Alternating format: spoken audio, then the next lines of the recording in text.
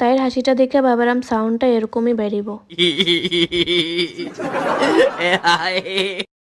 কারো ঘরে গেলে যে কেউ এরকম হাসে এটা আমার আগে জানা আসলো না। তো আমি তো ফাইনালি পৌঁছাই গেলাম তারার ঘরে, আর আমি অটোটা রিজার্ভে নিছিলাম। আর আমি তারপরে আওয়ার পরে বুঝলাম যে এত সামনে আমি অটোটা কেন রিজার্ভ নিছি। তারার ঘরে পৌঁছাইতেই চারিদিকে মাংসের গন্ধ কিন্তু মো মো করতে আসলো। তে আমি খুব সুন্দর মতো মাংসের গন্ধটা নিতে আসলাম। নিমন্ত্রণ পাইছি ভাই, খাইতেই গেছি। নিমন্ত্রণে কেউ কিন্তু চাইতে যায় না, খাইতেই যায়। খাওয়া দাওয়ার দিকে কিন্তু আমার কোনো লজ্জা নাই। তো এটার লেগে আমার দেহটাই হইলো আমার প্রমাণ। বাস একটা জিনিস দেখেই খারাপ লাগতে আসলো কি তাই না, আমার লেগে এতটাই কষ্ট করতে আসলো, এই গরমের মধ্যে রান্না বান্না করতে আসলো। আর যাওয়ার পরে এখানে আমি যখন প্রণাম করতে আসলাম, আমি দেখতে আসলাম যে তাই আরো কিছু বানার, মানে সত্যি একটা মানুষ এত কিছু কেমনে করতে পারে এক লগে। আর আমি বহুত খারাপ পাইতে আসলাম কি এত কিছু আন্টি না করছি, কারণ আমি কইছিলাম যে যদি নিমন্ত্রণ করতেই আসো চিকেন হইলে আমার আর কিছু লাগে না, তো চিকেন আর ভাত করবা।